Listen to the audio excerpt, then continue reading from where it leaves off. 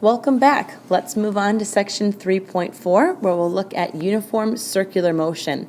Here we're going to define what centripetal acceleration is, what a centripetal force is, and we're also going to define the term period. We're going to identify various forces that can act as a centripetal force and be able to work through an understanding to solve problems that have uniform circular motion. Much of life and motion can be simulated as uniform circular motion. Basically, what that means is that you're moving in a circular path. It could be a full circle or just a portion of a circle, and you're moving at a constant speed. A common question then in this type of motion is there an acceleration with this type of motion? If you're moving at a constant speed, would you actually have an acceleration there? The answer is absolutely yes, because if you remember, acceleration is defined as a change in velocity over some sort of a time frame. And velocity is not just speed. It does include speed, but it also includes direction. And because your direction is changing as you move in a circular path, you therefore have some type of acceleration. But it's a little bit of a different type of acceleration, not a speeding up or slowing down kind of acceleration, but instead it's a centripetal acceleration.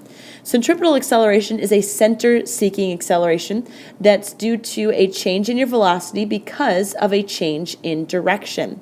And that acceleration can be found as a v squared over r. Basically, how fast you're moving, square it, and divide by the radius of the circle that you're moving through. And that will define the centripetal acceleration, causing you to change your direction. So what is the direction of the velocity? The answer is that the velocity is always going to be tangent to the circular path. So if you look at the diagram that we have in the corner here, you can see that this velocity vector is being drawn tangent to that circular path, basically intersecting it at just one point. The direction of the acceleration is now a little bit different. One thing that we could look at is to say, well, how does the velocity change? If acceleration is defined as a change in velocity over a change in time, we could define that then as a final velocity minus an initial velocity over some sort of a time frame.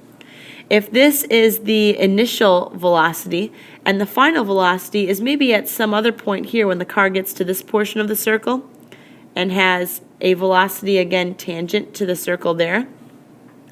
If we take this final velocity that we have here and subtract the initial velocity, which we had moving in this direction, we will flip that direction completely and draw our initial velocity out here. What that now means is that when we draw in our vector that's going to represent final minus initial, we end up with a vector that points like this. Basically, you can see that this vector is going to be pointing towards the center of the circle. And every centripetal acceleration is also going to be pointed towards the center of the circle. That's why we call this a center-seeking acceleration. So acceleration is caused by a force in every single case, and that's why in this case, where we can see that the acceleration is towards the center of the circle, we would call that force a centripetal force, a force that's constantly pulling the object towards the center of a circular path. We can see that this car, if there was no force keeping it in that circular path, maybe this was on a slick ice road, this car would just continue in its same path of its velocity that would move straight off of the track that we have. But because there's a force constantly pulling it back in towards the center of the circle, now the car can actually follow the circular loop that we have it moving in here. These vectors would represent the centripetal acceleration at various points along the circular path. What if the acceleration wasn't perfectly perpendicular, however? What we're noticing here is that, let me erase some of these drawings that I have on the picture. What we're noticing is that our velocity is, again, tangent to the circular path, and acceleration is in a radial direction, meaning that these two things are, in fact, in this case, perpendicular to each other. They have a perfect right angle between them.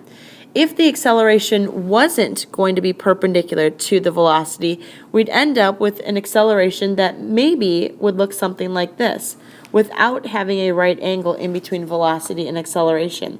This blue vector for acceleration would cause the object to not only follow a circular path, but it would also cause the object to speed up or slow down as well. In this case, for what I've drawn, this would cause the object to speed up. We'll talk more about that in the next section. Before we move on to one more problem, though, I want to show you just a couple of equations that's helpful in solving circular motion problems, and that's expressing this circular motion in terms of the period. The period, we use a capital T to denote that variable, and it's a variable representing the time interval required for one complete revolution. So if we started with the car here and it went around the circle one time, period would be looking at how much time did it take it to complete that one full path or one full revolution. Now obviously we can see in this path that the distance that it moves through is just the circumference of the circle. Circumference of a circle is given by 2 pi r, and if we take that total distance that it had to travel, or that 2 pi r, and divide by the period or the time frame, we're getting a speed at which you're moving. You could also rearrange this and solve for period and have the period. Let's now look at one example problem to help you see what these problems might look like for uniform circular motion. In this one, we're going to look at the Earth moving around the sun. So let's say that the sun is here, and the Earth is moving around it in something that is close to a circular path. It's not perfectly circular, but we will simplify this problem to say that we have a circular path of the Earth moving around the sun. Now we want to find what is that centripetal acceleration of the Earth as it's moving in orbit around the sun. Again, that centripetal acceleration would be pointing in towards the center of the circle, and we just want to find the magnitude of that acceleration. Remember from the last slide that centripetal acceleration can be found as a v squared over r. And also from the last slide, you'll remember that velocity in moving around one complete path over some time frame, capital T, that one complete path has a distance of 2 pi r over the time frame of a capital T. This could now give you the velocity. 2 pi r over t is your velocity in looking at the distance over the time.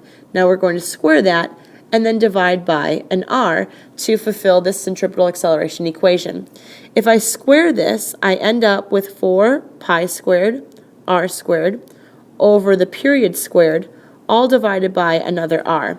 Now I can see that I have one r on top and bottom that I could cancel out, and this would now simplify to 4 pi squared r over t squared. In fact, centripetal acceleration could be found with v squared over r, or it could be found with 4 pi squared r over t squared. It's just another equation that you could use to find that acceleration. So let's plug in a few values that are particular to the Earth moving around the sun. We'll put in our 4 pi squared. The radius would be the mean distance of Earth to sun, and if you look that up either in your book or on the internet, you'd find that that value comes out to be approximately 1.5 times 10 to the 11th meters. So there's our radius r, and we could divide by the time frame. In this case, our time to go around the sun once would of course be 1 year. We're going to put that 1 year in seconds instead. You could go through a conversion if you wanted to, but 1 year comes out to be about 3.16 times 10 to the 7th seconds. And of course, we're going to square that value to fulfill our equation for centripetal acceleration. If you'd like to pause the video and plug those values in, you would find that our centripetal acceleration of Earth around the sun is equal to about 5.9 times 10 to the negative third meters per second squared. What's interesting about this is that it is a very small value. In fact, if you divide this number by 9.8 to see how many g's worth of acceleration this is, you end up finding that this is about 0.0006 g's worth of acceleration. So very small and very unnoticeable as you are standing on Earth. Hopefully this gave you a little bit of an introduction to uniform circular motion, what that is, what that looks like, and you also got to see one example problem with it as well. We'll do more examples when we get back to class. You're equal to 2 pi r over v.